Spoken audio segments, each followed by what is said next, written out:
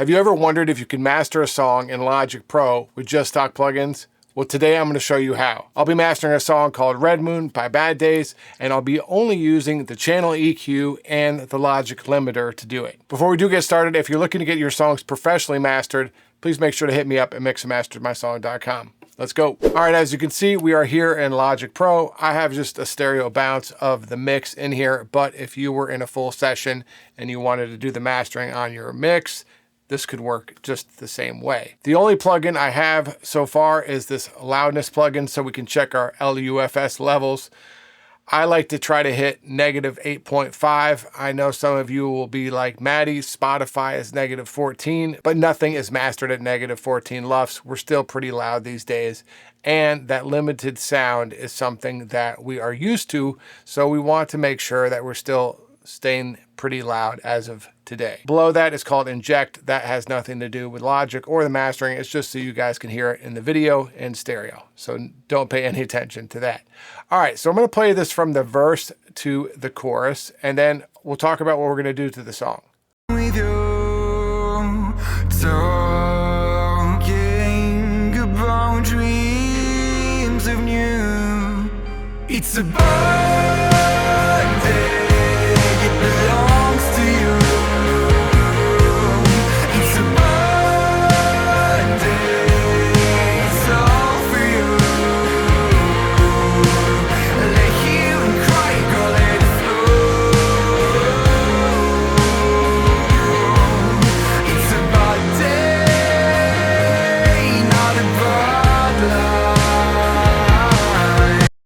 All right, mix sounds pretty good. I would hope so because I mixed it. Our LUFS, I usually look at the short term just when I'm just listening to a song in the DAW.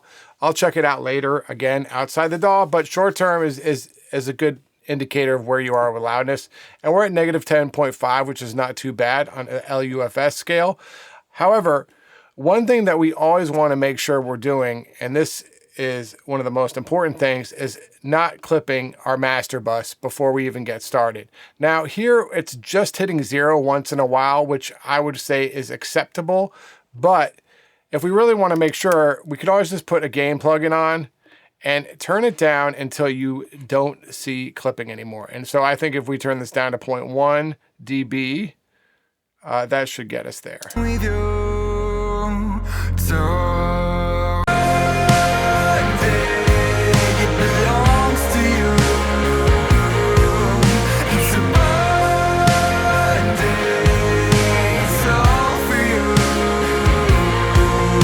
Okay, so that should be good. And this is always something very important, and I see this a lot when people send sessions in to get mixed.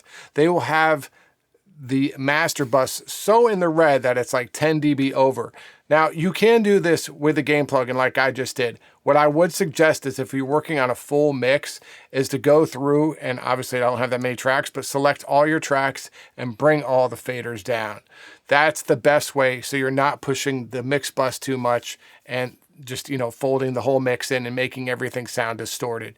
That's the best way to do that. And if you have automation running already and you can't just pull the faders down, then I would take a gain plugin, bring it down like 6 dB or 5 dB, however much you're going over, and put it on every single track at the bottom of your tracks. That way you're still not pushing your mix bus. So that's just something, you know, to keep in mind if you're doing this from a full mix. So now that we've got that squared away, we've taken a listen to the song. I feel like there could be some more presence in the upper mids to push the vocal and some of the energy out. And also the low end, I feel like the kick could just punch through the mix a bit more. Lastly, I would like to open it up the sides a bit, which is making the master sound wider. And we're gonna do that with EQ too. And then finally, we're just gonna need to use a limiter or two, and I'll show you how I do that to get the final loudness where we want it to be. So let's start with the first idea, which is to bring some of the mid-range out.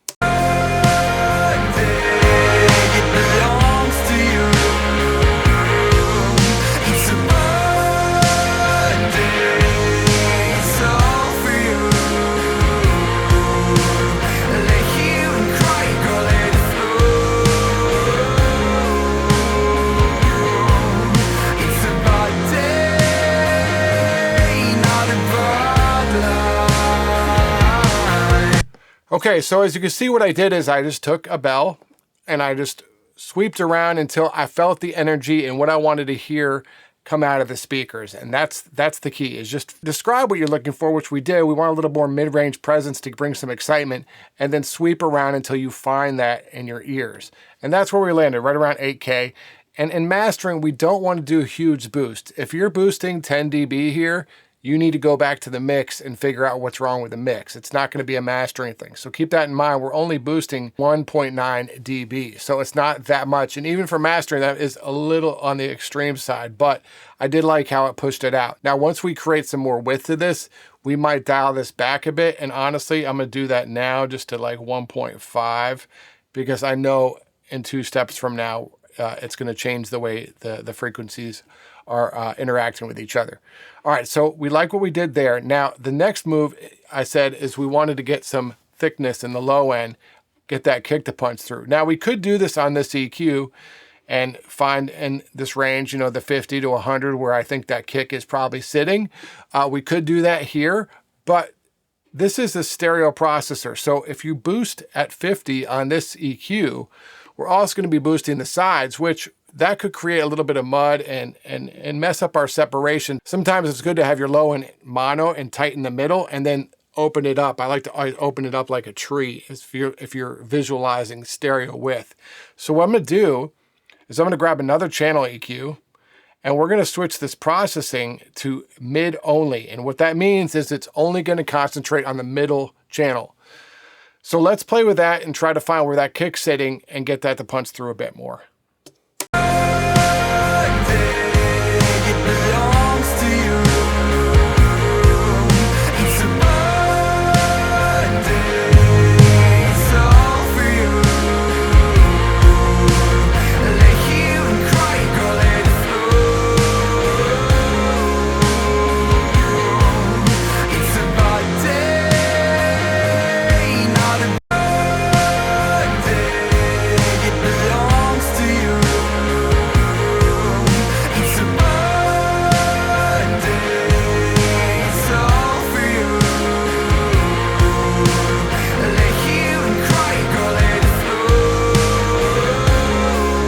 Okay, that feels pretty good. So it's that 50 to 60 hertz range that really has that nice thump of the kick that pushes the song just to hit you in the chest a bit more. And I think that sounds nice. And like I said, we're only doing that to the middle channel. So it's only affecting what's in the mono part of the mix. Now, I said we wanted to make it feel wider. Well, we're going to do just the opposite. We're going to have to grab another channel EQ to do this though. Instead of stereo, we're going to switch to sides only. And on this instance, I want to use a shelf to open up the top and make it a bit wider.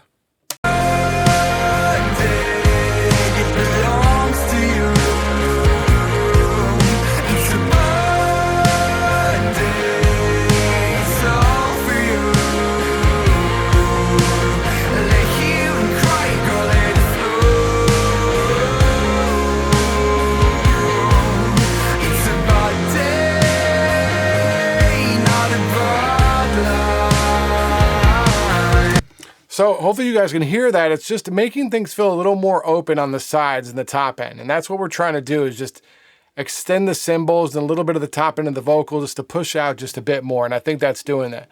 So let's do this. Let's play this and kill all the EQs so we can hear what we've done EQ-wise so far.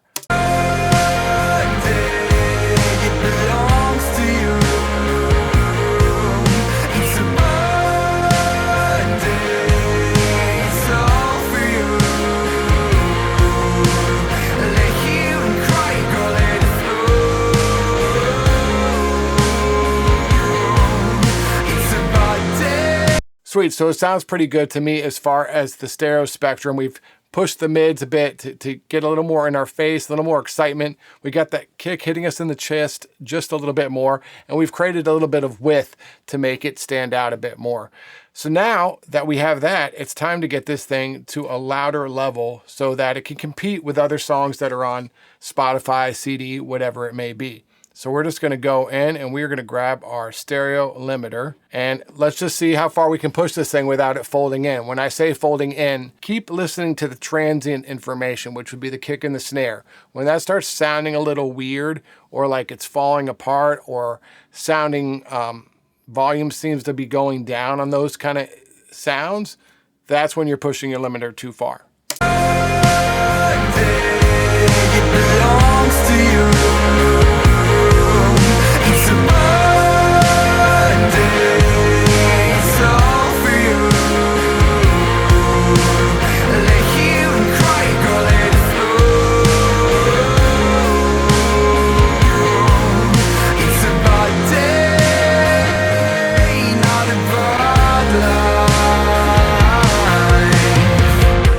All right, so as you could hear, I turned it all the way up the first time I played it, and you could really hear just kind of the mix folding in, the snare falling apart.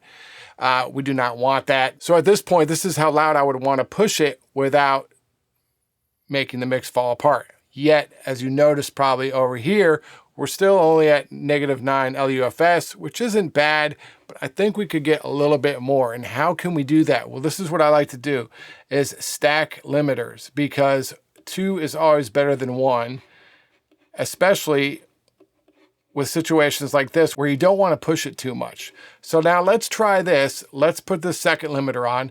You can see on the first one, I slowed down our release so the limiter would react quicker. This one we might be able to leave here and see what it can do.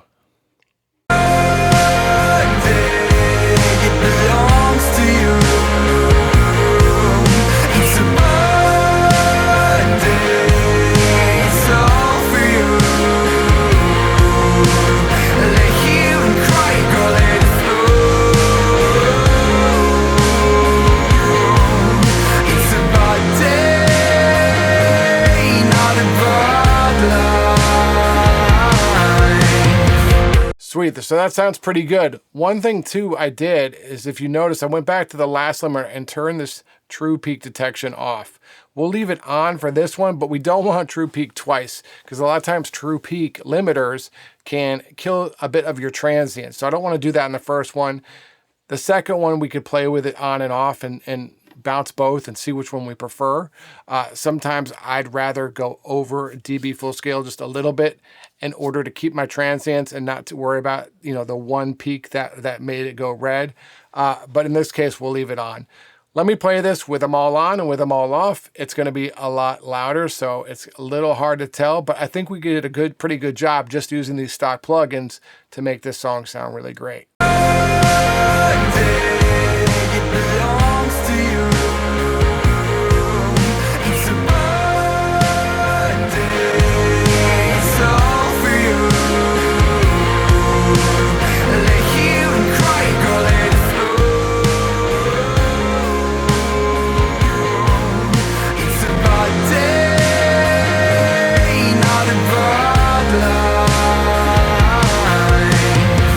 All right, so that is mastering a song with stock plugins. I did notice actually when I was creating the video that the channel EQ went on the stereo track as well. It wasn't changing anything, but just in case any of you noticed that or wondered why, that was just me having too many things selected. But there was no actual difference in the audio for that. Let me know if you have any questions in the comments below. I'll be happy to answer them. And if you need your songs mixed or mastered, make sure to hit me up at mixandmastermysong.com. Talk to you guys soon.